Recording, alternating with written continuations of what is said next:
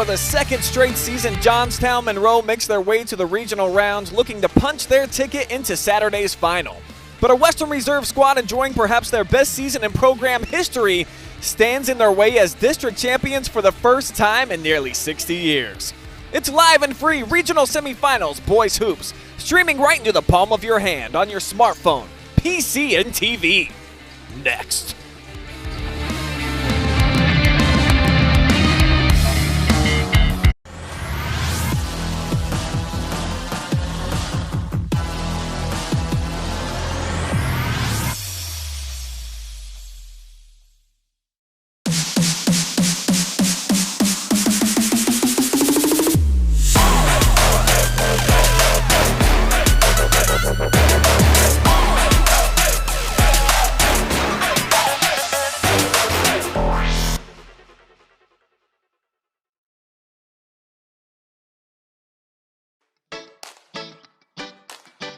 The OH Report would like to thank Prestige Pools for sponsoring tonight's live and free broadcast of boys regional basketball.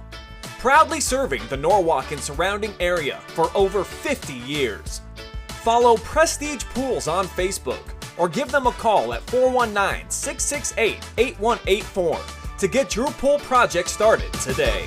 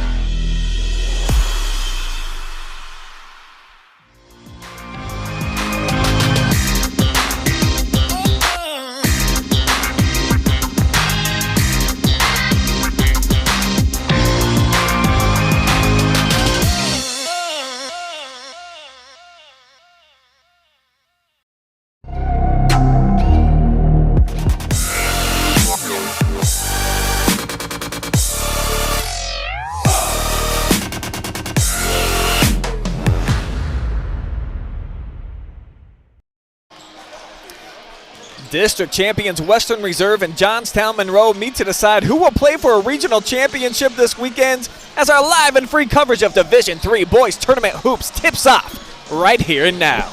Good evening, folks, and welcome to the fabulous Elida Fieldhouse. My name is Brian Skronsky, joined by Mark Bollinger tonight.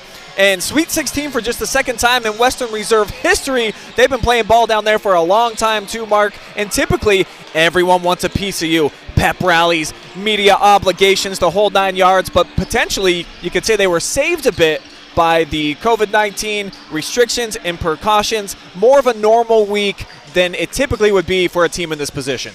Yeah, normalcy is good at this time of year. For Western Reserve, the key is just how quickly can they settle in and play. You know, when you reach the regionals and get to the Sweet 16 for the first time since the 1960s, everybody seems to want a little bit of you. They want the pep rallies, they want the t-shirts, they want the tickets. Everybody's wanting some time, so things get a little out of whack. Not as normal as you like to have during the regular season, but we're going to find out quickly tonight how Western Reserve is ready, and if they can settle in quickly and get off to a good start, it's going to lead to good things for them tonight. Well, their head coach, Chris Sheldon, said he settled in, maybe a bit nervous, might have been joshing us a bit, but Travis Barty had a chance to catch up with him just a couple of minutes ago. Let's take a look at that interview.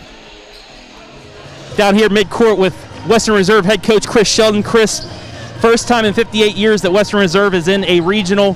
What have you said to the boys to keep their nerves down, being the first regional appearance in so long?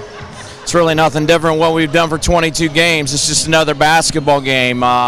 everybody else thinks it's a big deal, and it is a big deal from that regards, but in reality, when the ball goes up in the air, it's still going to be 32 minutes of basketball, and that's got to be our mindset as we approach it. Just go out, compete, and play, something you've been doing all your life, and we'll live with the result. It's kind of like Hoosiers, no matter where you're at, the hoop is still 10 feet up and 15 feet out for the free throw line. Going up against the Johnstown-Monroe team, their 5 losses have been 2 points or less. They've gone against some of the best teams in the state, at least the Central District. What do you guys have to do tonight to defeat them? Points in the paint. They live and thrive on points in the paint. Between their point guard, Defoe kid, and the big kid, Alaska's just dominating in there in the low block. We've got to make things difficult, and then we got to be able to go rebound it. Good luck tonight, Coach. Thanks, fellas. Back to you guys. Regional appearance for head coach Chris Sheldon, who had been knocking on the door. This is his 7th time he had the opportunity. Finally gets to this point. On the other side, 2nd straight regional appearance here for the Johnnies, who, like Western Reserve, they've got 2 great scorers in Jake Lusk and Gavin Foe. But for you, Mark, for them, it's more about the complementary pieces in tonight's matchup. And I think the complementary pieces are going to tell the story. And you look at Johnstown, obviously outstanding top 2 guys with Foe and Lusk. Just know how to score it. Foe was 1st team All-Central District. Lusk was 2nd team All-Central District combined for 35 points a game. But it's going to be those role players, the supporting casts, and just watching Johnstown on film several times, getting ready for this. I really think that if West Reserve comes out and plays the game that they're capable of playing, I think their supporting cast is a little bit better than Johnstown's. Johnnies are very battle-tested, though, coming into tonight's contest. Travis Berardi caught up with their head coach, Kevin Epperode, and here's a look at that interview. Down here at midcourt with Johnstown-Monroe head coach Kevin Eckenrode. Coach, tough schedule as always, but this year we were just talking a tougher Central District tournament that you guys went through, but, the tougher the task you get through that, it's a good practice to get to the regional level. Oh, absolutely. Our schedule, we try to schedule non-conference, and our league schedule is very difficult. So we try to schedule the most difficult teams we can get on our schedule, and it's been a good recipe for success for us. And then we hit our district this year, and there was 7 or 8 teams that could have easily won our district, and we were fortunate to come out of it.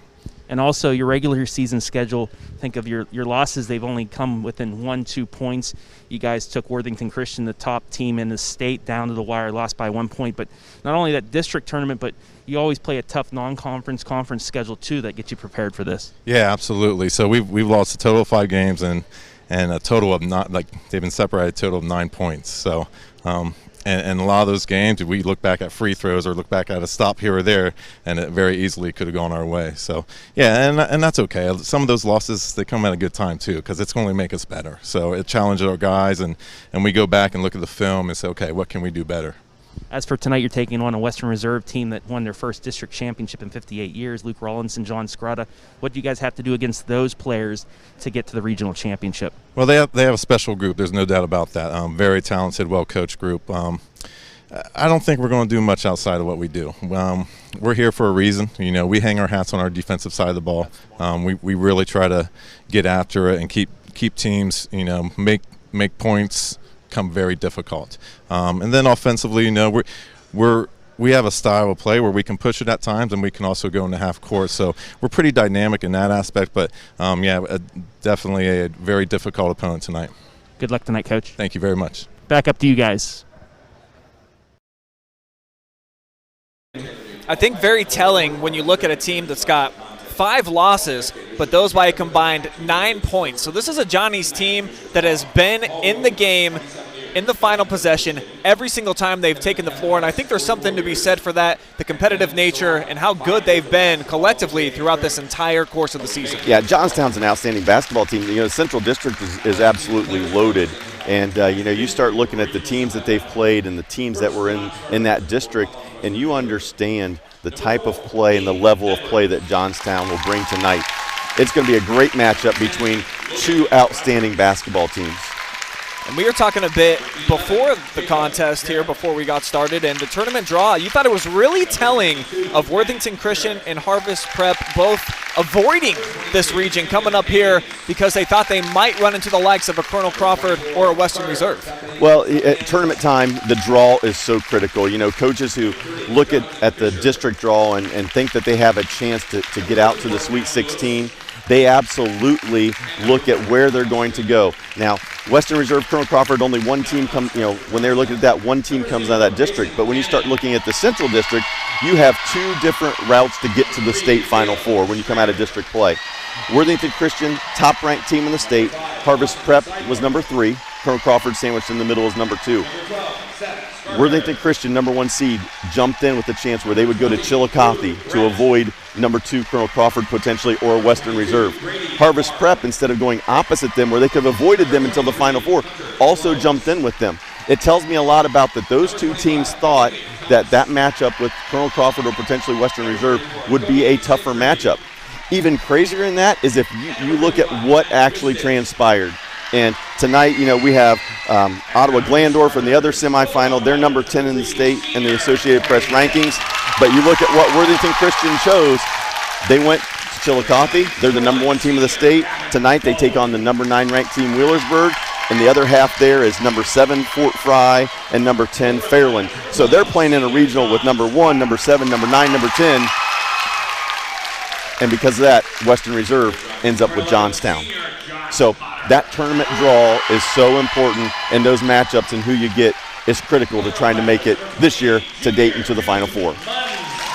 Starting lineups now being announced for both sides, and boy, what a district championship game for Jude Munns. Had the game-winning bucket, handed out a bunch of assists, and just played some phenomenal defense down the stretch. That kid really brought it. He's a gamer. We talked about the supporting cast, and we know that Rowlandson and Strata get a lot of the attention, but the supporting cast from Western Reserve is so good. They understand their role, they come up with big plays, and they do what's necessary to win. You love those type of guys that they don't care about the numbers, just give me the W and let's move on. They have had some phenomenal numbers, though. Luke Rowlandson in the district championship went over Willard. 31 points, 10 rebounds. He's averaging about 25 per night, 6 rebounds per game. And then John Scrata, his running mate, right around 17.6 boards per contest. And what a 1-2 punch on the other side as well. We talked about Foe. He puts up over 19 points a game, almost 6 rebounds. Been over 30 multiple times this season, 26 points plus 6 times this year. And then Jake Lusk, the star that's committed to play football at Navy, he's really turned his game up a notch since they've gotten to tournament play. Led the Johnnies in scoring 3 of the 4 nights. He's almost 16 per clip, near a double-double as well with 8.5 rebounds. Right, both those two guys are over 1,000 for their career. Now, look early. Strata's going to be matched up with Foe. Look for him to give the ball up, and then a lot of times he likes to try to get to the post off of an open post look, and there he is. Started the offense and now goes directly to the post to try to get a touch in there.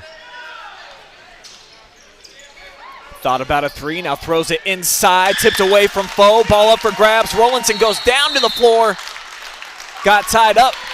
Change of possession along with the Riders. And we can see early what Western Reserve is going to do. They're going to switch that back screen after the wing entry, and they're going to front him in the post and make him try to throw the lob to Foe over the top, give some backside help. I'm just not sure, honestly, if if Johnstown can guard well enough to stop Western Reserve. That's going to be the key, is can Western Reserve come out and hit shots, and there we go. Good sign. Scrata was in foul trouble early in the district championship game. Didn't do much for them offensively, but coming out here, kicking things off with a mid-range J. Playing good defense, too. Cutting off Brandon McConnell on the baseline drive, but they set it up for Foe, and he's got the first bucket. He's really talented at moving without the basketball. He loves to start the offense, and then he does so much off the screens, the rip screens, all those kinds of things to get himself open, and there he got an easy touch and a good look.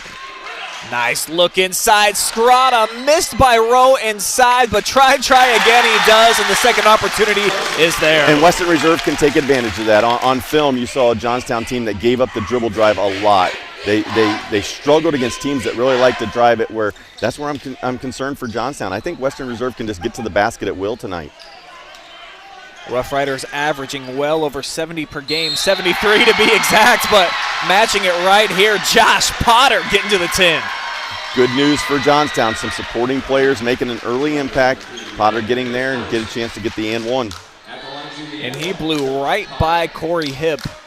Left him in cement shoes right there as he got to the bucket. Chance for one more. Comes up short though, and Munns with the rebound.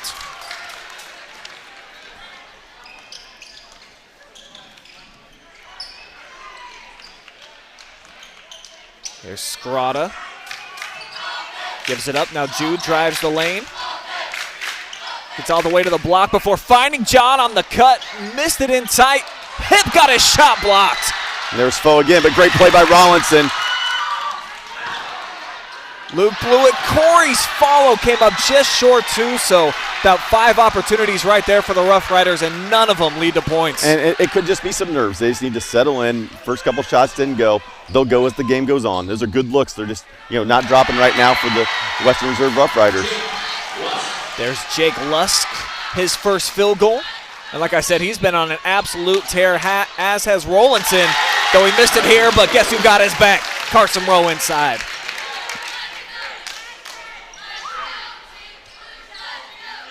Johnny's tried to feed it to Lusk again. The pass just a bit too strong for him to handle. And the transition game leads to a step back three, and Scrata goes bottoms up. And I love the tempo. This is what Western Reserve wants. I think they get a chance. They can run Johnstown right off the court. Johnstown doesn't like to play this fast. They're more of a half-court, methodical kind of team. Western Reserve loves to get up and down. 6 points in 6 seconds for the Rough Riders. They've got the Johnnies doubled up. But here's a three on the way. Won't go. Rowe with the board. And another indicator there with the supporting cast that we talked about. There have been times this year when Johnstown really struggled to shoot it from the perimeter, and those other guys struggle, but there you go again. Western Reserve just getting wherever they want on the court. They pick a spot. They're getting to it. 14-6, 14 points first 3.5 minutes. This is not the start Johnstown needed, but exactly what Western Reserve wanted. Explosive offense here to start for the Riders. Lusk doesn't have a response there. Foe might, and one. He's headed to the free throw line. Good answer right there. Foe is an outstanding player. He just jumps out at you on film. He's a commit to Marian University over in Indianapolis. He'll be in the Crossroads League. For those of you who are not familiar with that, that's like Mount Vernon Nazarene, Indiana Wesleyan, those kind of NAIA schools. So he's going to a Marian program that was really good. They end up winning the tournament championship this year. We're second during the regular season. I think they're actually getting ready to participate in the national tournament this week. So, he's going to a real good program, and he is an outstanding basketball player. And it looks like we have a lane violation. So he's going to get another opportunity here as you take a look at Chris Sheldon making his first trip to regionals. Eclipsed the 300-win plateau this season.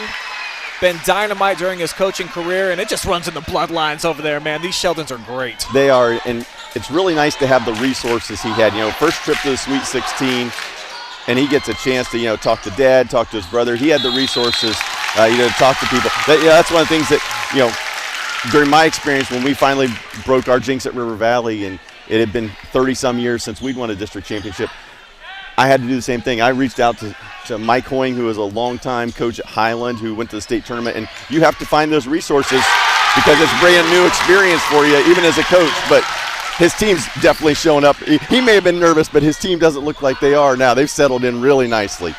Matt Jarrett drops a bomb. We'll see if Monroe can answer, and they will straight away. It's McConnell. And here comes Western, though, right back at him. They're attacking on the dribble drive. But better defense. Josh Potter was waiting for him. Cracked the crouton right out of midair.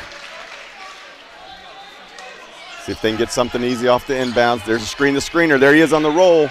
Oh, I thought they may have had either Scrata or Rollinson on that post action. Gonna try another three here, and why not? Jarrett, 2 for 2. Break out the umbrellas. It's raining tonight. The threes are going in so far for Western, and it's not Rollinson who's draining them. That's probably the biggest surprise to the Johnnies. Off the hesitation.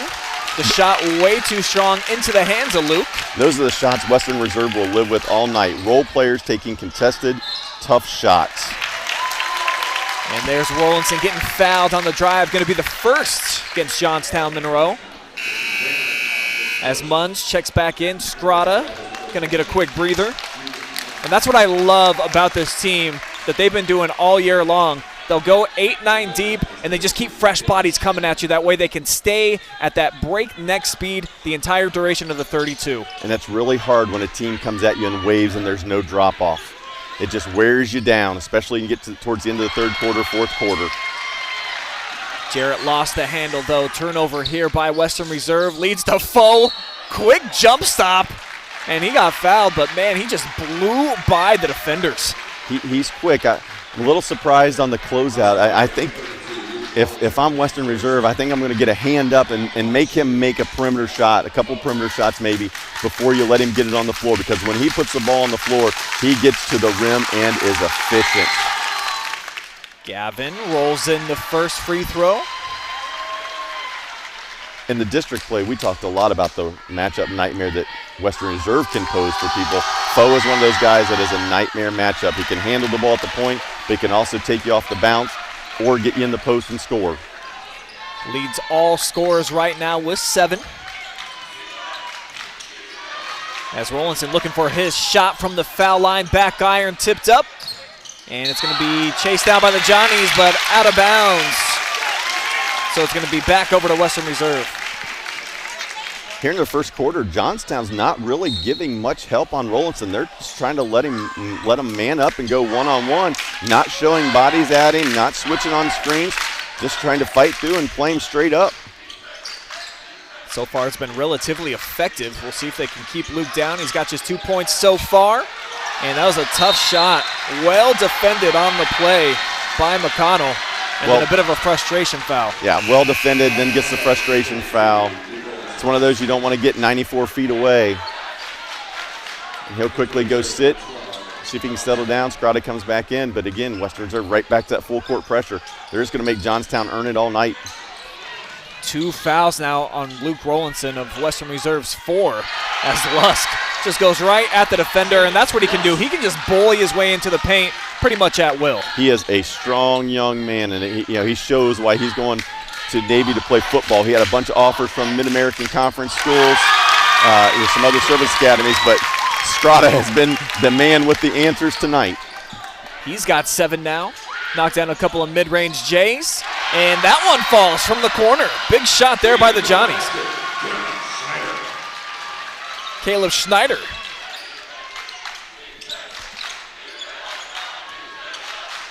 So again, Western Reserve staying with that open post look, trying to get the ball reversed, break him down off the bounce. There's the driving lane. Oh, they say shot didn't count. Jarrett fouled on the floor on the drive. You tell me, Mark. Watch the replay. I think that's an and one, especially after on the other end, they allowed Foe to get to the line after a jump stop, blew the whistle, and then he went up. Well, there you go again. Gosh darn, Western Reserve wide open on that baseline out of bounds pass. Just didn't get to go. But Scrata showing the race tonight. Johnny Scrata lighting it up from everywhere right now. I think he's 4 for 4 from the field. But Lusk, just a locomotive down the lane that cannot be stopped.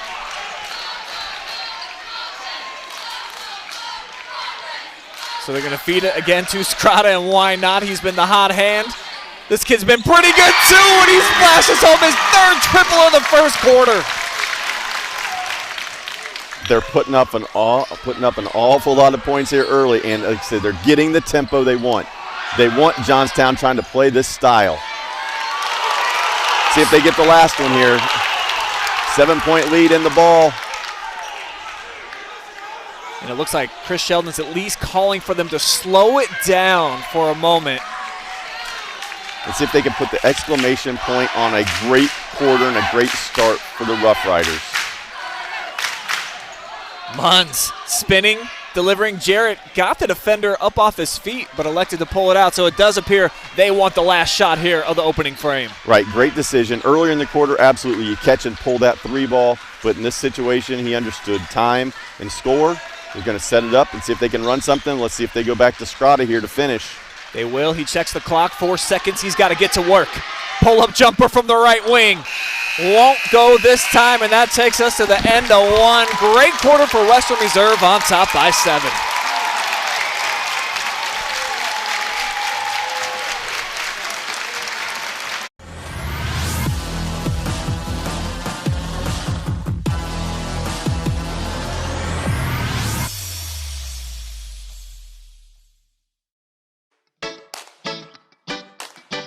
The OH Report would like to thank Prestige Pools for sponsoring tonight's live and free broadcast of Boys Regional Basketball. Proudly serving the Norwalk and surrounding area for over 50 years. Follow Prestige Pools on Facebook or give them a call at 419-668-8184 to get your pool project started today. No paywalls, just live sports, exclusively on the OH Report.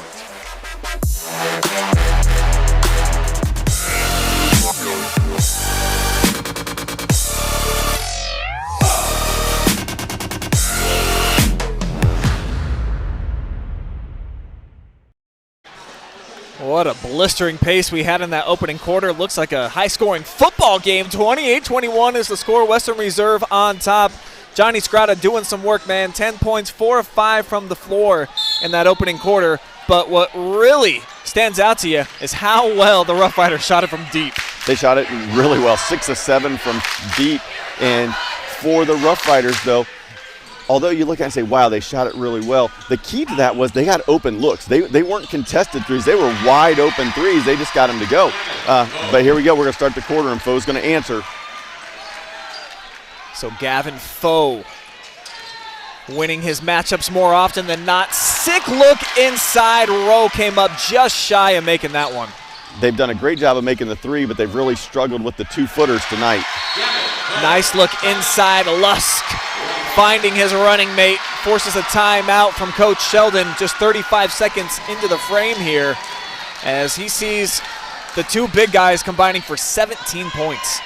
And that's the answer. Johnstown has the big two of Lusk and Foe who are going to carry them on the scoreboard, 17-25. And not only do they score, they're instrumental in getting each other looks. They're so important, and that's what goes back to what we talked about in the pregame, that supporting cast. Western Reserve can make the rest of the Johnstown guys impact the game. That's going to be critical here as we go through the rest of the second quarter and get into the half. So Monroe trims it down to a single-digit lead here, or single possession game, I should say, for Western Reserve. Sticking with that man-to-man D.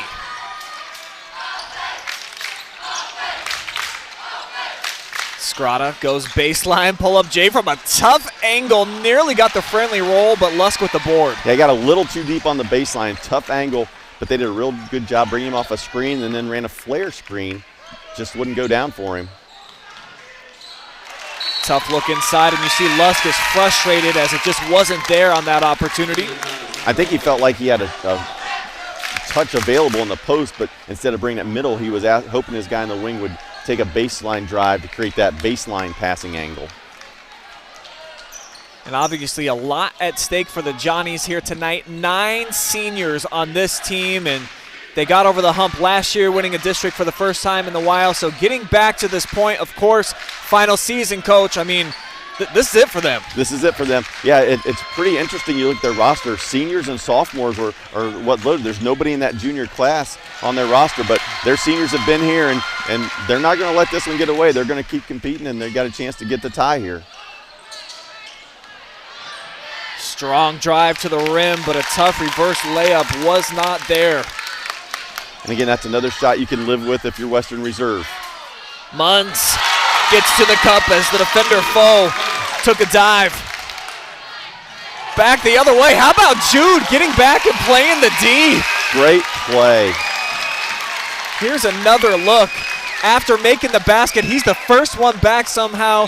Jude Munns always got the engine revving.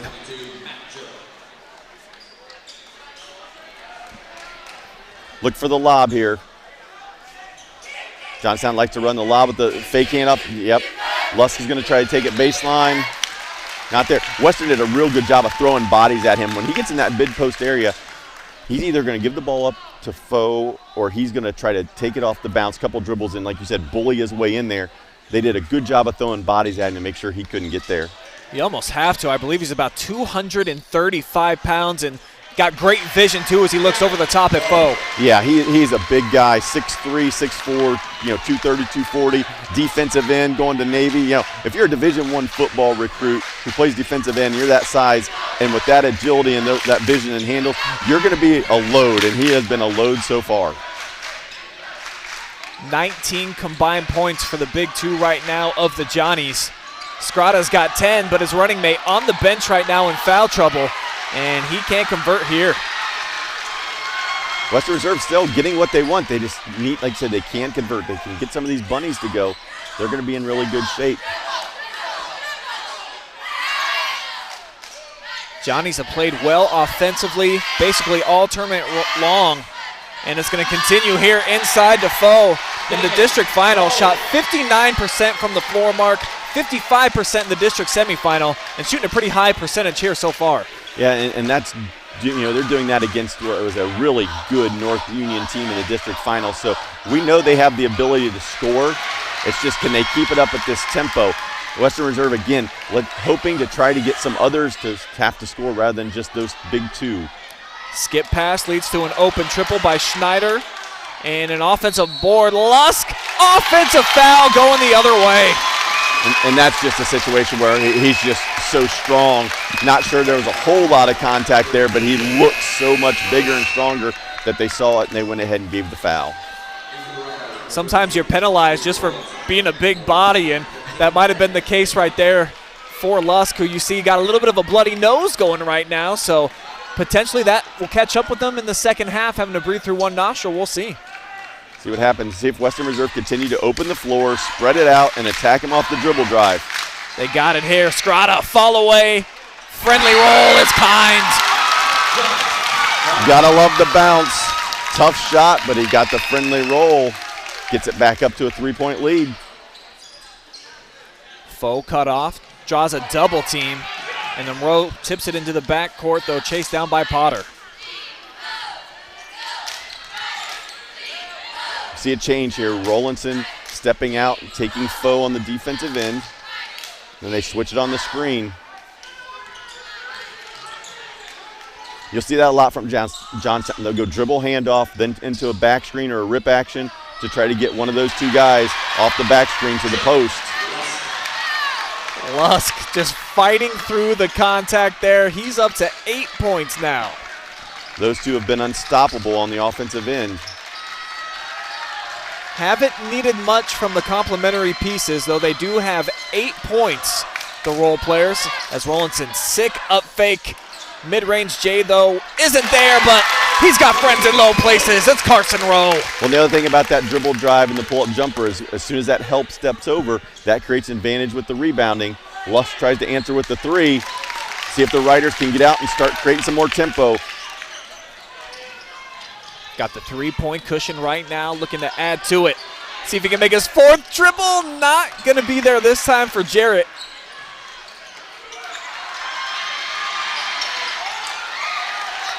But a second opportunity here. Rollinson driving baseline.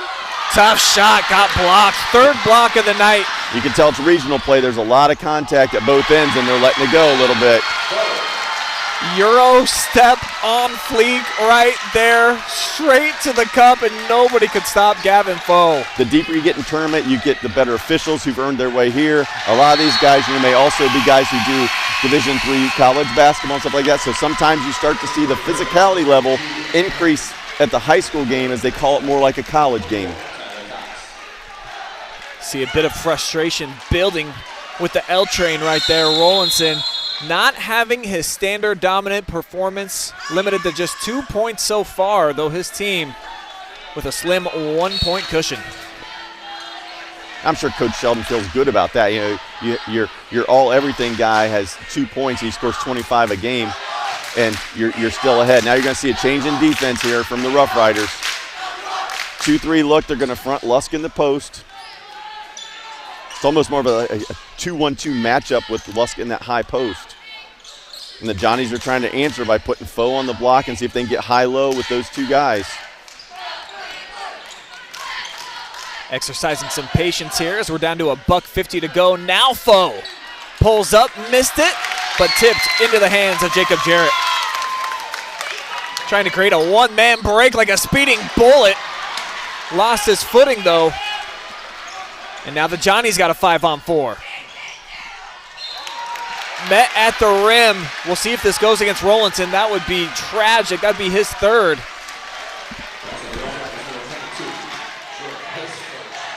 Nope, it's going to be just the first team foul against Matt Jarrett, or personal I should say. 5th team foul against the Riders. Johnnies just with 3.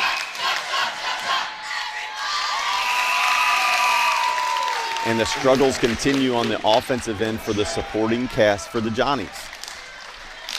Cox will get another opportunity here. Looking for his first point of the night.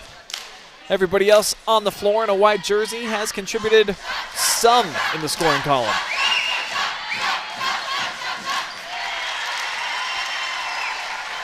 We're all square, folks. 34 apiece as we're down to the final 90 seconds. It's been a super exciting opening half here at the Elida Fieldhouse. Scrata forced that one inside, looking for Jarrett. Now here's a look for Cox from 3. Too strong, but Foe's there. Sets it up for McConnell from outside, and it's halfway home. Another board, and third time's the charm. Johnstown's just doing work on the glass. Rough Riders going to have to clean up the rebounding on the defensive end. Make it a one and done. Jake Lusk joins Foe in double figures. They've got 27 combined.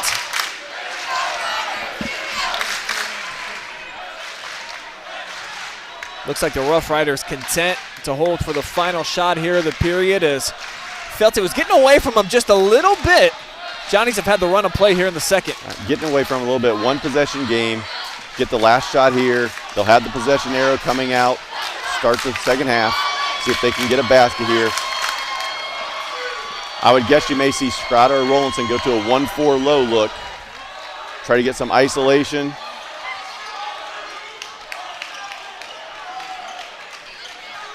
Munns checks the clock, now down to 8 seconds. He's got to go to work.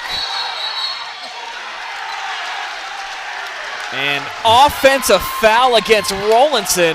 Yeah, they called on both of them, and that's a win for Johnstown. If you're Johnstown, you'll gladly exchange a foul on one of your players for a foul on Rollinson. Physical play, Rollinson tried to get through it, put his arm up.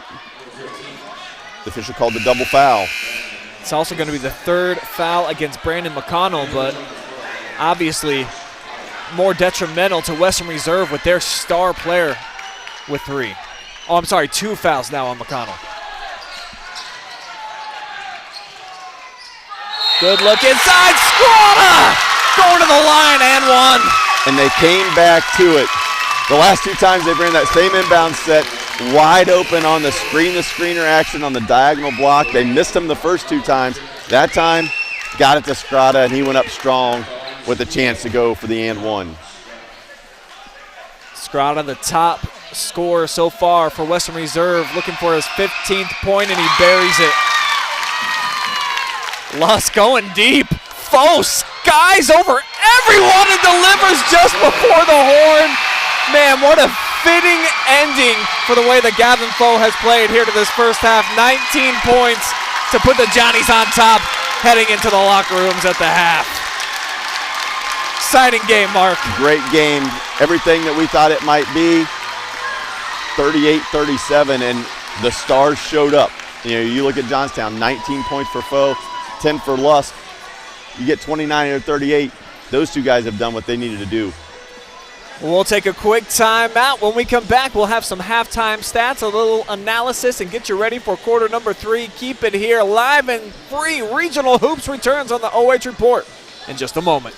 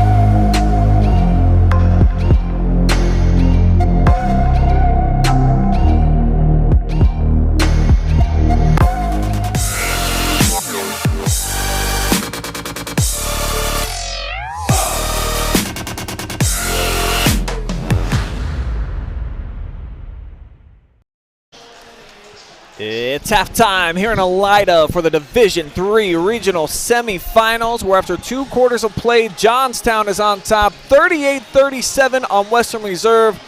Let's take a look at those halftime stats for you folks. And things started so well offensively for Western Reserve. I mean, they were cooking in that first quarter, particularly from downtown, 6 made threes. But then role reversal there in the second as the Johnnies had it going on, 8 of 14 in that second period to overtake the Rough Riders for the lead.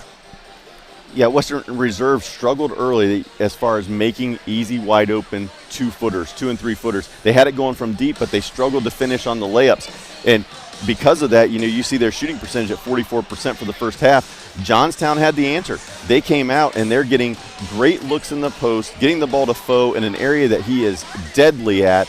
And for the half, they shot 59%. You shoot 59% from the floor, you're going to win most ball games, especially when you shoot 59% and you have 7 offensive rebounds. So a lot of that was just second chance points. And that's been the storyline for them. Like I said, they've been shooting a high percentage all tournament long. 59% last game too in the win over North Union, so they keep it going here tonight. And I think that the 1-2 punch right now, you got to say, of Foe and Lusk. I mean, they're winning the battles with Rollinson in foul trouble, and that's going to become a major storyline here over the next 16 minutes. How well can Luke Rollinson play with those 3 fouls? It'll be interesting to see what they do with him, especially on the defensive end. I would guess that Coach Sheldon's going to have an answer for for Foe. You look at this, and Strada has no fouls. He is athletic, long, 6'4". He can match up with Foe. It wouldn't surprise me if in the second half you would see Strada come out and man up and take Foe the rest of this game. On the offensive end for Luke, though, he's always so aggressive, pushing the pace. I mean, he's like one of those runaway trains always every time he's attacking the rim. So just hope that is not impacted here in the second half. Obviously, you look at his game, and he can score in a lot of different ways, but one of the ways he does such a good job is getting to the basket. They've done a real good job of being physical with him. Out of his 3 fouls, 2 of them were frustration. His first one was early. He missed a shot. There was a little scramble down here, ends up getting a foul 94 feet away. And then the last one with the offsetting fouls, the double foul, was just where they were being physical with him. He was trying to set a diagonal down screen. Frustration kind of got to him. And so out of those 3, 2 of them, not exactly kind of foul, Coach Sheldon wanted. But the one thing about it is Luke is smart enough that he can adjust his game, and I think you're going to see that. I think you're going to see him on the perimeter, not attacking the basket as much, but coming off some screens and trying to light it up from deep. The L Train just 1 of 7 from the floor. Scrata right now 6 of 10, 2 of 3 from deep. But Gavin Foe has gotten to his places on the floor, which is 2 feet away from the cup. Pretty much any time he's wanted, he's made 8 of his 9 attempts so far.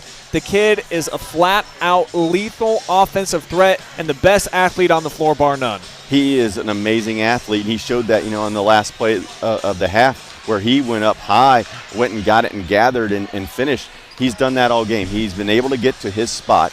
As we said, he starts it with the offense at the point guard position, gets it to a wing, and then either off of just a straight cut or some kind of screen action, gets himself to the block, and when he gets on the block, he does work. And it's really, really hard when you have a guard that has good post skills, especially when you have a 6'3" guard who as athletic as Foe is. He's already at his season average in scoring with the 19 points. And for Western Reserve and Coach Sheldon, I think that you've got to be pretty happy in the situation that you're in right now, considering the District 6 Player of the Year has 1 made field goal and only 2 points, and you're coming out for the third quarter. There are a lot of positives that I'm sure Coach Sheldon emphasized, but I'm sure it started with sit down and guard somebody. You can't win at this level if you give up 59% shooting to the opposition. So I guarantee the first thing that they talked about was we've got to get stuff done on the defensive end. So I look for a different Western Reserve team on the defensive end to start this half.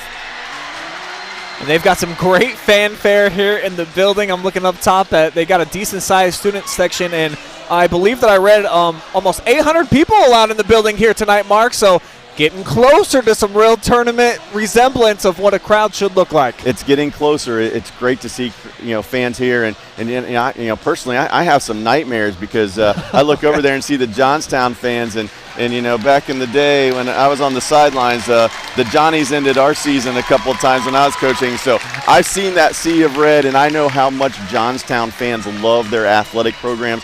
They are a great community as far as supporting their schools. And so it doesn't surprise me at all that you see this crazy student section, as much of one as they can have, here and ready to make some noise in the second half. And our producer, Adam's got some questions, though, about who's leading the cheers over there. Is it a Jedi? Is it Gandalf? I mean, who cares if it's a great student section? And that's all we care about seeing here tonight. They've got a lot to cheer about, and the second half is officially underway with the Riders with the rock. Clean look for Scrata. Normally, that's one that you can just take to the bank, but this time he misses, and a big rebound for Foe. And there's Foe again. He got it done on the defensive glass and then goes straight to the block, trying to get a touch. No soft touch from the perimeter here for Lusk, so both teams' first possession come up empty-handed. First possession for Western Reserve, they tried to bring Rollinson off a diagonal screen from Scrata. The defender was able to get through it. Let's see if they can get a little bit tighter on those screens to free him up, because right now they're being really physical with him. Tough shot, step back three for Rollinson. Munns with the offensive board, sets up John on the beautiful cut.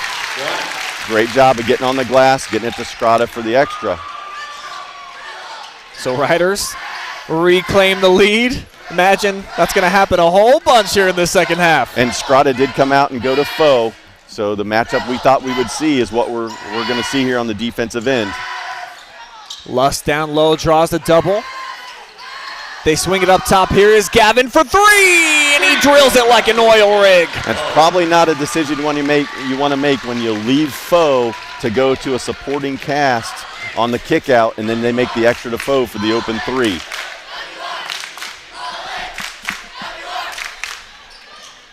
Munns off the drive, cut off by Foe.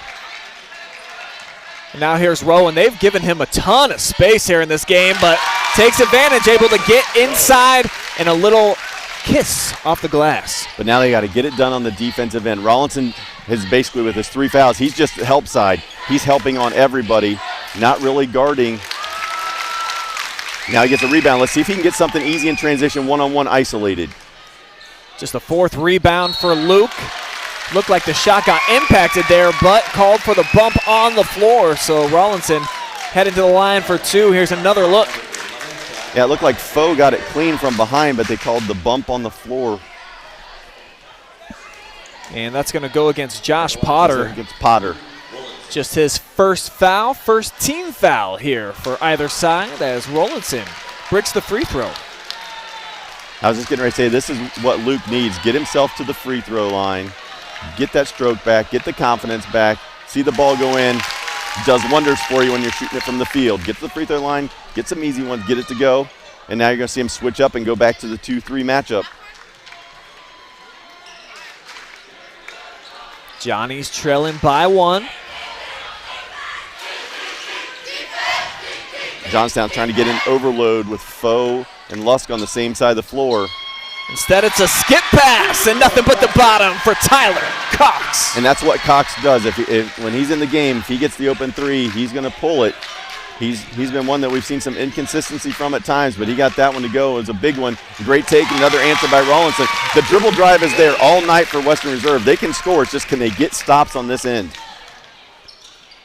Rough Riders average 73 per game. The winner probably going to be over that here tonight as you see Lusk responding right away. That's just pure strength. Munns, quick trigger. Might have got deflected by Foe, but saved inbounds by Scrata. Creates a fast break here for the Johnnies. Foe to the cup, and the finger roll is there. He loves to slice and get to the basket. And all of a sudden they've opened it up a little bit. Got it to 4. Look at this, just great head fake, and then just knifes in between two defenders. Good layup right there for Foe. 24 points for the senior. Flat out and fuego all night. He's got one miss in the entire contest. One miss, and when you catch and show like that and you use that head fake and that defender flies by, what it does, it creates an advantage situation. That head fake simply opens up the floor, and now you're playing 5-on-4. Western Reserve didn't, help over right away. He just sliced to the basket, and like you said, when you're the best athlete on the floor, you can get to the rim, and when he gets up there and elevates, there's not many guys that are going to get up there and contest that.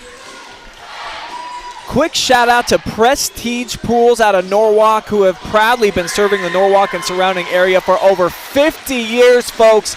Make sure that you hit them up if you are looking to get a pool just in time for summer season. That feels like it's on the way. Had some beautiful weather come through North Central Ohio here the last couple of days. It has been phenomenal to have on the short sleeves, and our crew members on the cameras always wearing shorts year-round. It actually makes sense now, Mark. It's great. It is great. It is definitely getting there close to pool season, so I guess we need to start losing now that COVID and winter weight and get into the pool body shape or whatever it may be.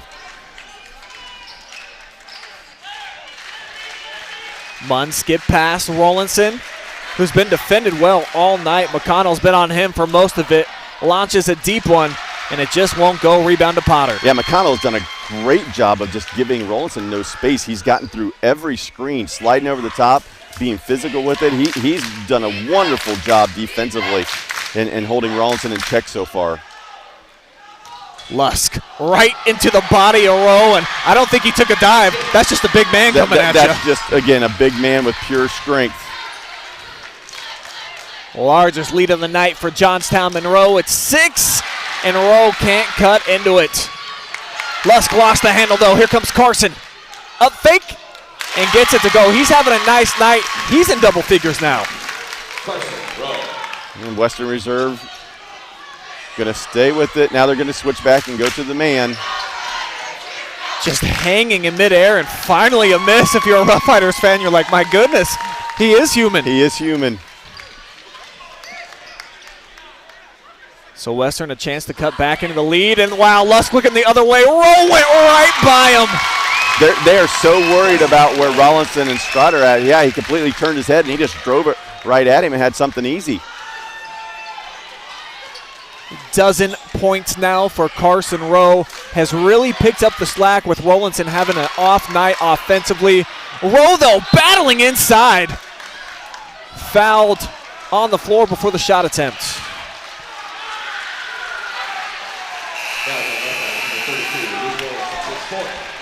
And that's going to go against Luke Rollinson, and he's headed over to the bench, and man, he got a glare from Chris Sheldon. Wasn't happy they picked up that foul. Yeah, a little reach in there, and they got him. Not the foul you want to see. But, we saw in the district semis, Strada was in some foul trouble. Rollinson was in some foul trouble. They were able to survive it. And one opportunity on the way. Foe has been magnificent all night. Got the Johnnies on top by 4 and a chance to add. He's not slowing down. I mean, this team has been on his back from the beginning, and he continues to carry it. He's looking to drop in point number 27 here with the make. He missed it. A rare miss tonight for Gavin Foe. Just off mark with 2 field goals so far. That one off target with the 3 from Hankins.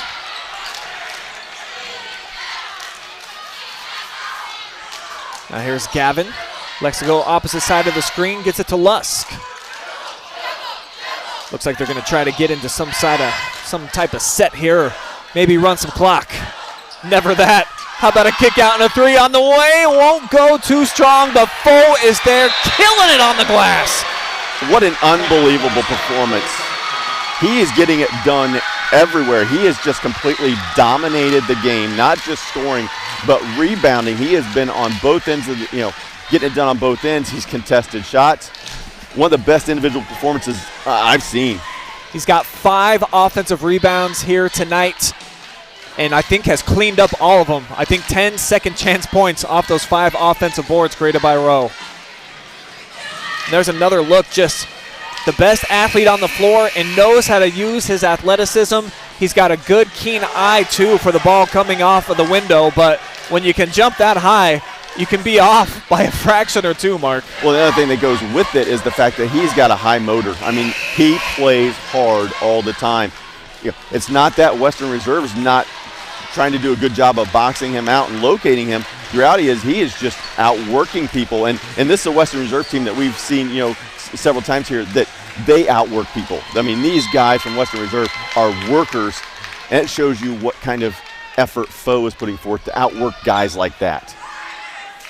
He has played every second so far in this contest and has produced over and over. And how about this? Just a strip from the backside, doing it all. Foe feeling it. Didn't pull the trigger on that one. And Schneider called for the travel. Johnstown tried to put their best two players in a ball screen action with Lusk and Foe. Western Reserve did a real good job of defending it, gave it up, and created the turnover. Munns from the right point, leaves it off wide. Open look, Hankins came up short again. And now the threes aren't dropping for Western Reserve, and they're going into a little bit of a scoring drought here. Something you don't see often from the Rough Riders. Such a potent offense. But usually have their defense converting to O, and right now the Johnnies having to run a play down at this end. The Rough Riders have switched up again on the defensive end. They're playing man, but now Strada has went inside to guard Lusk. Lusk calling for it. He's got the position. The pass on the money. Another and one. Yeah, Jake Lusk heading to the line. When you're that big, you can flex all you want. You got that one to go, turned and flexed. Great job with Strada, just no match, body size-wise. Yeah, great job with the ball fake. He got Strada in the air, and then just pure strength was just going straight through him. And not just Strada, he would go through a lot of guys with that strength. Western Reserve needs to find an answer here. 9-point hole. Won't cut into it. Munns with the follow. Whoa, wow, what a block backside by Foe. Let's take another look, folks. The pinata just gets blasted out of the sky. He's everywhere. And the action that he showed after the block tells me a lot about his understanding of the game. He turned and looked at the bench and pat his chest like, my fault. He understood that block shot usually is going to fly out of bounds, which then just gives the ball right back to Western Reserve. When you're a shot blocker, the key is block the shot and keep it in bounds so you can get possession. That one was going to be going against the wall if it wouldn't have caught the backboard. Even in slow motion, that looks like 200% speed. That's a D1 volleyball spike right there. And here he is running the point. Foe taking over. Again, they try to use the ball screen action, isolate one side of the floor.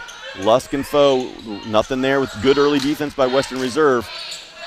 But I guarantee the ball's going to end up back in Foe's hands probably at some point. Try to get it to Lusk off the post entry. And Foe's motor without the basketball is an incredible sight mark. He is constantly moving, slashing, cutting, looking to get open. Yeah, he's a nightmare. He doesn't stop working. He knows how to run cuts. He doesn't jog through cuts. So many guys, they'll jog through a cut and the defender knows it's not there. And we see the first mistake of the night for him. Could be what Western Reserve needed. A little pick-me-up, a little positivity from the Western Reserve fans. See if they can get some life in this group. Chance for the last shot here. Lusk got his pocket picked again. Munns fires! And it's going to be off target. That's going to take us to the end of 3. Money time on the way from Elida.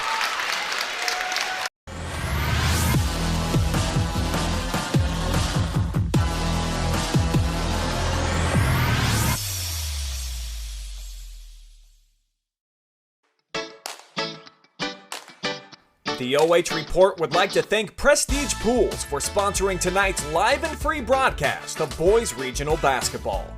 Proudly serving the Norwalk and surrounding area for over 50 years. Follow Prestige Pools on Facebook or give them a call at 419-668-8184 to get your pool project started today. No paywalls, just live sports, exclusively on the OH Report.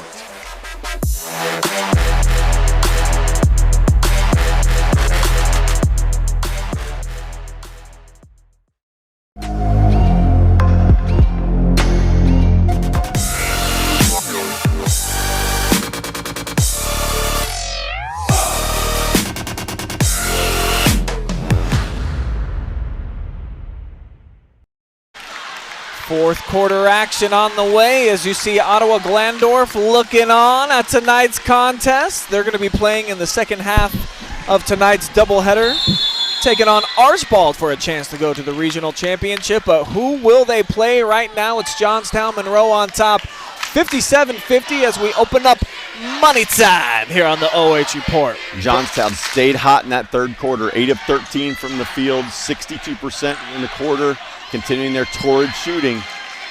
It's going to be critical in this fourth quarter. Can Western Reserve find a way to get some baskets and some stops?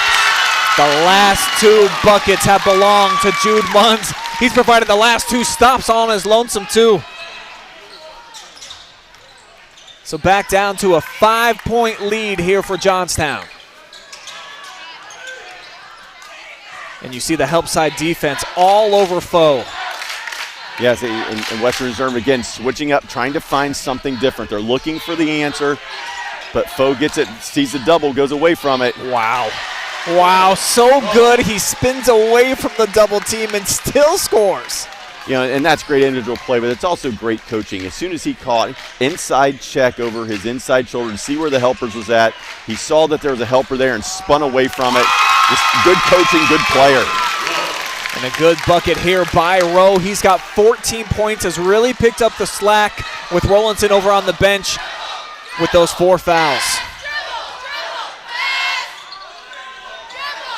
Johnnies, though, have been sizzling down at this end. If you're Western Reserve, there you go. Take some gambles. Oh, he called a foul after the steal on Johnstown. Okay. Yeah, it's going to go against McConnell. And in the NBA, that's an intentional foul.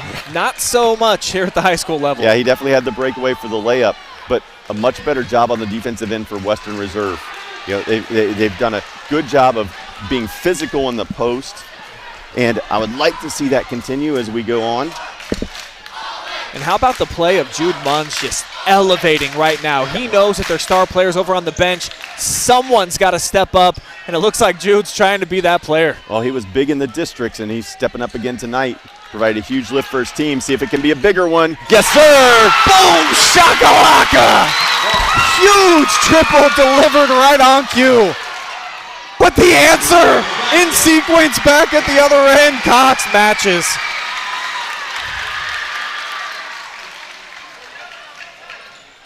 Scrata, how about that feed inside? Big play right there, and Jacob Jarrett delivers. Western Reserve offense is getting cranked up.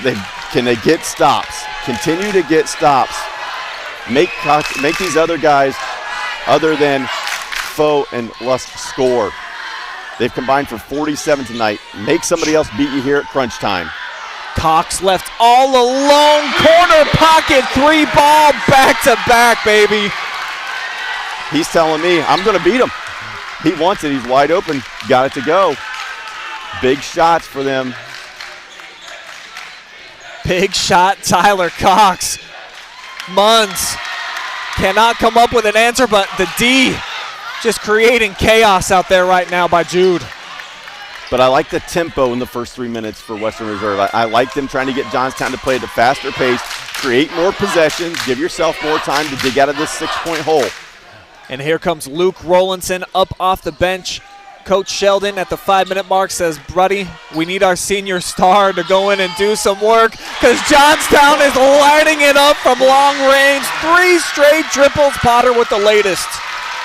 A different Johnstown team than you've seen at times during the season shooting the basketball. They did the same thing in the district final against a North Union team that I thought was going to be a really difficult out for them, but they shot it extremely well from the perimeter. And like you said, last 3 possessions have rained in 3 threes from not their top 2 scorers. That's big. Big contributions from their other guys. And how about Rowe with the contribution he's had here tonight? 6 set up there for Jacob Jarrett, who's got 2 buckets here in the fourth quarter. So Western Reserve down by 7. Very similar spot to what we saw in the district championship against Willard, where they entered the fourth trailing by approximately 7 points.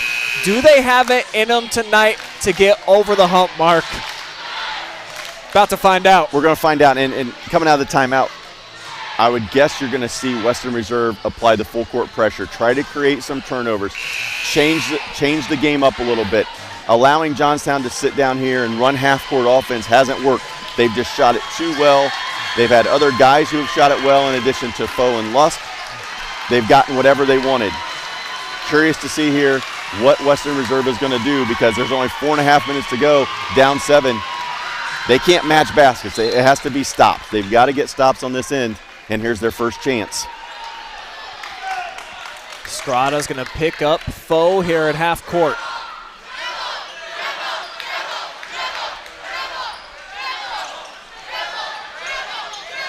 Now off the screen, gives it up as he gets the switch.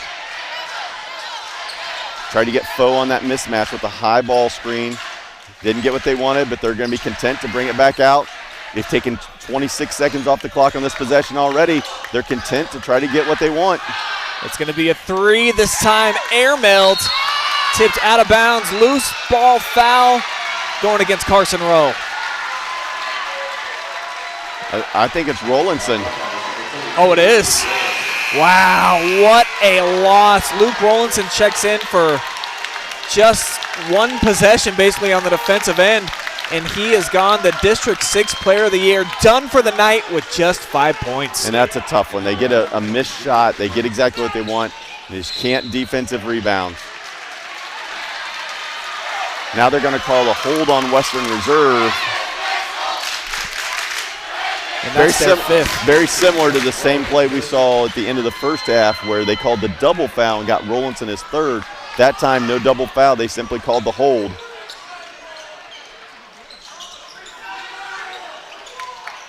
Lusk posting up, draws a crowd. 3 players there, converge. They'll make him throw it away right through the hands of Foe. Good look by Lusk, went diagonal on the kick out. Foe just didn't look it in. He was looking baseline. He was going to catch an attack. He had a gap, but got to look it in your hands before you can drive it. But you got to stop. There's your first start for Western Reserve and coming back from the deficit. You got to stop. Now you need a score. Score, stop, score. See if they can get that sequence, get themselves right back into it. Strada's going to be fouled. Hand check is going to be the call against Tyler Cox. And that's just the 3rd team foul against Johnstown-Monroe, so in no danger here of putting the Rough Riders on the line. And it makes it tough. It looks like the officiating's changed a little bit in the last few minutes. You've let stuff go the entire game, and now they're calling it a little bit, so the players are going to have to adjust as well in the last 3.5. But again, see if they can run a set here. Strada come off of a double. Here comes screen away. Strada with the catch. But just nothing there. There's no gap created. Fall away 3s. Strada with the air ball. Lusk goes down, jump ball as he got tied up. A little bit of a force there. Western Reserve has just been unable to get anything open for the most part. Johnstown has done a great job defensively of guarding them. And the other thing Johnstown has done a really good job at tonight is avoiding the turnover. Western Reserve is so good at turning you over and scoring off of those turnovers. There hasn't been a lot of that tonight. They haven't been able to convert and get transition baskets.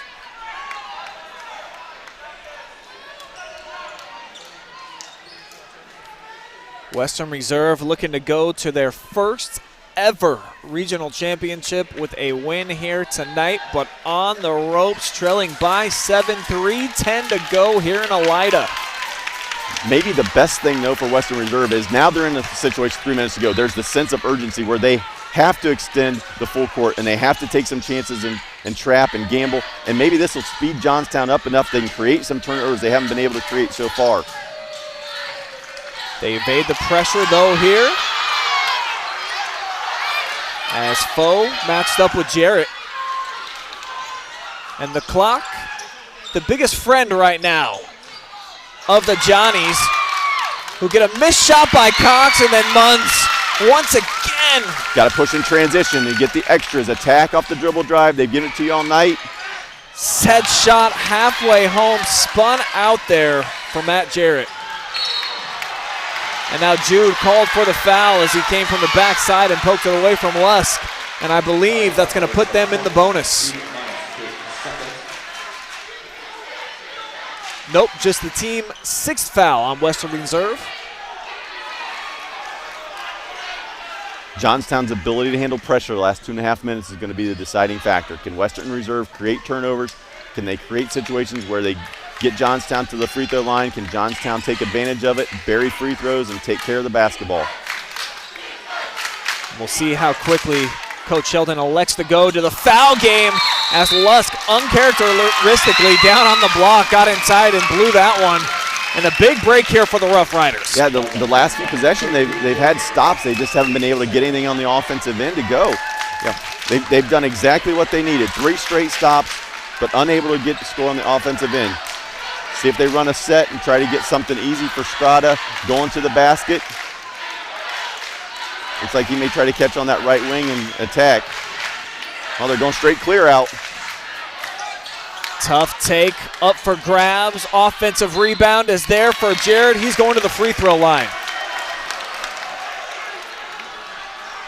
So the supporting cast right now carrying the Rough Riders with Rollinson out for the night and Scrata just 2 points here in the second half. Great time here. Make some free throws, cut into the lead, clock stopped. Exactly what you want. Make the second one. You can set up in your full court pressure. This made free throw is critical, not just for the points, but getting them into the defense they want to get into. Second one will not fall, so still a 6-point game here. And Johnny's with the basketball. Western Reserve going to go to the half-court trap. Try to get the trap. And almost came up the turnover. Johnstown will take the timeout. Coach Eckenrode just with a 30 here. And, I mean, he's got a veteran group out there, all seniors on the floor. Been with them for the last several seasons, so can't be in a much better situation than Johnstown is in right here with the basketball up 6. Chance to close things out, get on to the regional finals. Well, and the response by Johnstown has been tremendous. First quarter was exactly what we kind of thought might happen, where Western Reserve came out and just was in attack mode, getting things to go, creating the tempo they wanted, scored 28 points. Since then, it's been tough going. It's been tough going for the Rough Riders. Johnstown has been able to do what they needed to do defensively to get this tempo back to more of their suiting. You know, Western Reserve at 62 right now. With the way it started, we were figuring they're going to be 80s or 90s easy. Yeah. This is what Johnstown wants. Rough Riders have outscored the Johnnies 12-11 here in the fourth. But they're going to need, obviously, to increase that quite a bit here, and it all starts with getting stops. And that's going to be a foul on Munns, his third, and team foul number 7, so it's a 1-and-1 on the way for Gavin Foe. Yeah, and it looks like Coach Sheldon may be going straight to the decision to foul. You know, only a few seconds went off the clock. They gave the quick foul. They're going to make the Johnnies earn it at the line, and especially with the 1-and-1, this front end is big. The senior's been lights out all night. Not here. It goes basically as a stop. Can they get another one? That's 4 straight. Scrata with the mid-range J. He was so pure early. That time too strong, and the Johnnies on the leak out. Good decision by Johnstown there. Had the layup, maybe contested. Instead, they're going to bring it out, run clock, play the free throw game. Layups and free throws is all Johnstown wants right now. They're going to have an opportunity at a 1-and-1 coming up with Caleb Schneider. And this is where you miss Luke Rollinson. On the defensive end, you've been able to get 4 or 5 consecutive stops for Western Reserve, but they just haven't been able to answer on the offensive end. They had a chance. They've had the possessions, just hasn't went in. They're going to get another one here. Oh, offensive rebound. And Lusk with the wherewithal to kick it out. And another opportunity created here for the Johnnies. This is huge. Well, he may be a football recruit, but the thing is he's an athlete and a winner. You can tell that he understands situations, understands winning. And he feels it here as he is flexing on him here at the Elida Fieldhouse. Another look, Gavin Foe, everything tonight. Getting it done in every facet of the game. He's got 32, and it looks like his Johnny's going to be moving on. Well, what we've seen from Western Reserve is they've instilled their will on people. They've inflicted the pain. They've brought their style and forced people to adjust to them. Tonight, since that first quarter ended, it's been Johnstown doing that. Johnny's with an 8-point cushion here. And, man, Heartbreak Hotel if you're the Rough Riders, and in particular, Luke Rowlandson, who's going to be thinking about this night for a while. We had a chance to interview him last week at the districts and said that he thought a ton about the way that his season ended a year ago where he didn't play very well. Just 5 points here tonight to go along with those 5 fouls, and a couple of them were really, really tough calls. So you got to feel for that kid and this Rough Rider team, but at the same time, got to feel great for these 9 seniors, for the Johnnies that have worked so hard to get to this point, back-to-back district champions, and looks like they'll have a shot to play for the title on Saturday. Looks like they're going to have a chance. They still have some work to do here. 55 seconds to go. It's still, still a 3-possession game. If Western Reserve can come down, run a good set, get a quick 3, get into their pressure, create a turnover, there's still time, but it's getting narrow. That time's starting to slip away. Under a minute to go, and Foe at the line trying to cap off his and one, and he will do it. Gavin Foe, clearly the front runner to be our player of the game, presented by Prestige Pools, as he has just gone off. Had so many ingredients sprinkled into tonight's victory.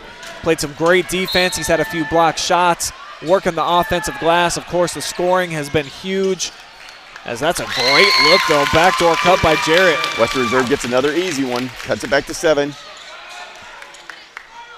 You have to give the quick foul, though. They can't let the clock run. They're playing against the clock just as much as they're playing against Johnstown. It's going to be Strata fouling Cox. And that's the 10th now, so 2-shot foul.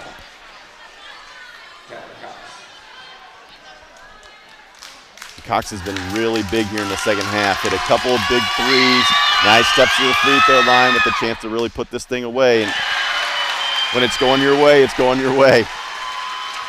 Friendly hop off the back iron.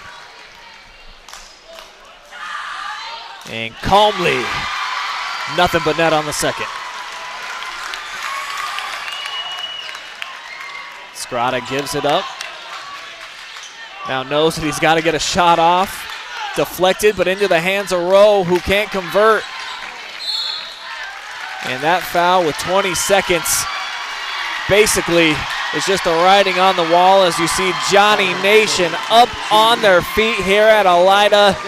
They can sense it now. They can sense it. Western Reserve, real good job again. They get an offensive rebound, just can't get something easy to go down. And now Johnstown's going to go the other way and look to put this one completely away and move on to the Elite 8.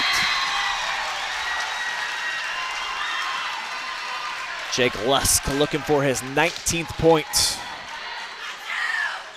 Cashes it.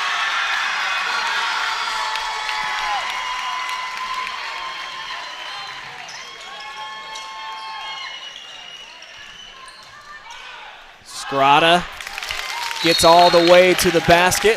Timeout taken by Coach Sheldon. But boy, he has really cooled off. We saw Strata come out, drop a dozen, I believe, in the opening quarter. Had 15 at the half. That's just his second field goal here in the second half, Mark. And Johnstown has been phenomenal. Their on-the-ball defense is just, like I said, phenomenal, outstanding all night tonight. Western Reserve has not been able to get anything clean. No wide-open looks. When they did get some things inside easy, they were contested. Johnstown defense has been the difference. They took it to a different level even than I've seen, on film and stuff of them. They sit down and guard, and whoever ends up playing them on Saturday, whether it's Ottawa Glandorf or Archbold, they're going to have to deal with the dynamic duo, because those two can get it done on the offensive end.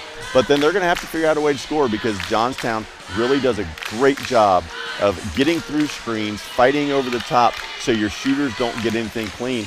And they're going to be a tough out.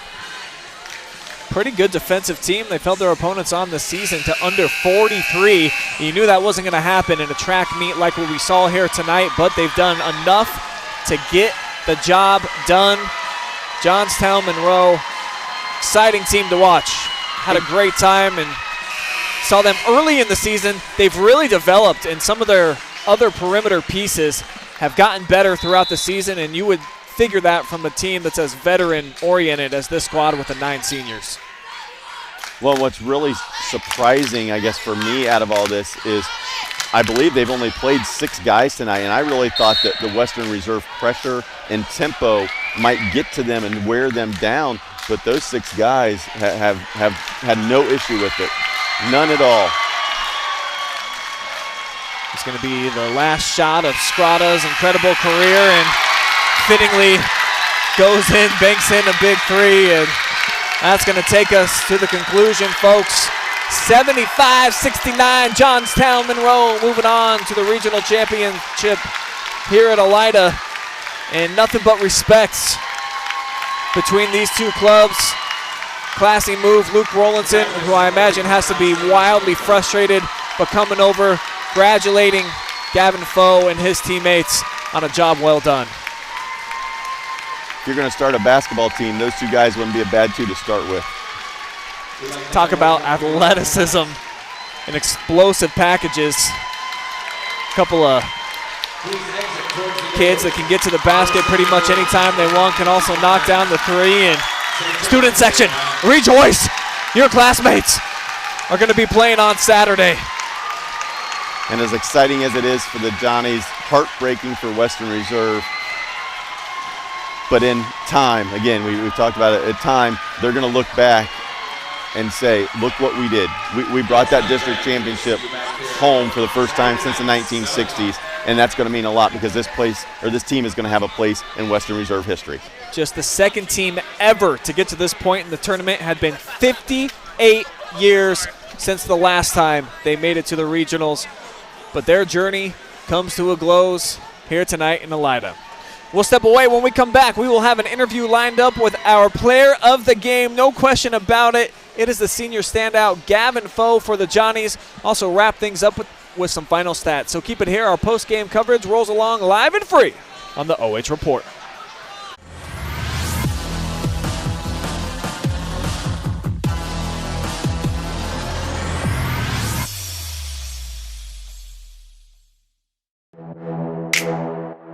No paywalls, just live sports, exclusively on the OH Report.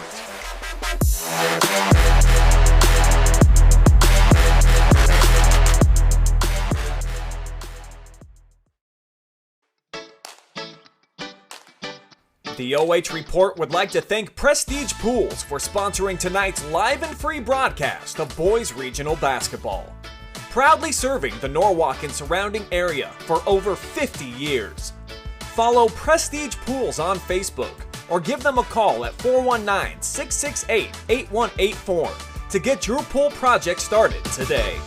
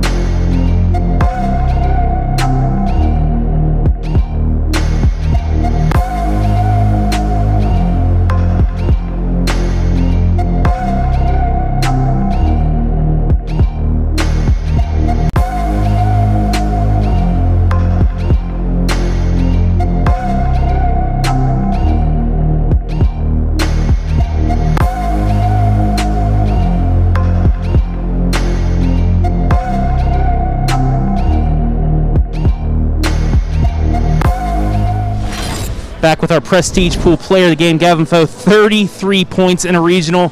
Outstanding. Western Reserve, they came out swinging early on, pretty much hit everything that they wanted. You guys called timeout. What did Coach tell you guys that really sparked the comeback? I mean, we knew they were going to come out and make shots. Obviously, everybody's good at this point. So our game plan was just to continue to sit down on D, force those tough twos and threes, I guess. And at some point, they're going to start missing them. And we know we can keep pushing on offense, and that's what we did. And then it was a carbon copy opposite in the second half. You guys were hitting everything. You went off in that second half. Just what was the mentality going out of the break into the second half? Mentality, we've been saying it a lot, is big dogs got to eat. So we came out, we did what we've been practicing all year, and we really executed and got the win. You guys now playing for a regional championship. I know last year because of COVID, nobody was able to play these games. Just what are your thoughts on taking on either Archbold or Ottawa-Glandorf for a regional championship? I'm really excited. We just said Johnstown hasn't been here since 2006, so we got a really good chance to make some history. All right. If you want to look into the camera, give a shout out to anybody back at Johnstown-Monroe. Go ahead. I think most of my family is here, but shout out to the Otto family. I know you guys are watching. I appreciate you guys. All right, thank you. Our Prestige Pool Player of the Game, Gavin Foe, 33 points. Congratulations. Thank you. And now we're gonna bring Coach in. Coach, heck of a performance by you guys. I was talking to Gavin. Western Reserve came out swinging, pretty much hit anything they wanted. You called a timeout, really calmed things down. What did you just tell the boys in that timeout? Well, I just told them I thought we knew they could shoot the ball, and man, did they come out and they threw some haymakers at us and shot it tremendously. I just told the guys to tighten up on the arc and try to run them off the arc a little bit, get them going downhill into the meat of our defense. And so they did that. And I asked them, the other thing I said is, our hands got to be a little bit better. Our hands were on our closeouts, our hands were down a little bit, and we got to affect their vision, get their hands up in their vision a little bit, and just run them off the line. You got Rawlinson into foul trouble early on, and then in the second half also got a quick fourth foul. How important was that? I know he didn't score that many points, but he was good defensively against you guys. Yes, once again, just one of their studs. Having him in foul trouble was a huge help for us in our game plan. Once he got two on him, we started trying to attack him a little bit, and they took him off the floor, and that helped us quite a bit because he's a heck of a ball player.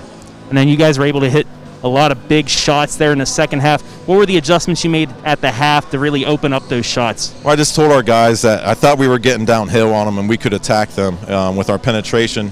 And so I told them, just keep attacking and come to a jump stop and have our kicks, make the right reads on the kicks. And I think we did that. We were getting downhill, and then, we were able to get some open shots.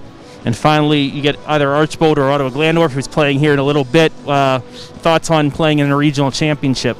Well, it's the second time in our school history, so hopefully we're not done yet. Both of them they have great ball clubs. At this point, everyone's good, right?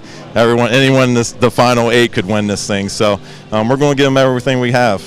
All right, well, good luck on Saturday night, and congratulations for the win tonight. Thanks for the coverage. Appreciate it. Thank you. Send it back up to you guys for the stats. All right, thank you, Travis. Great interviews there with the player of the game and then head coach, who said, making history here tonight.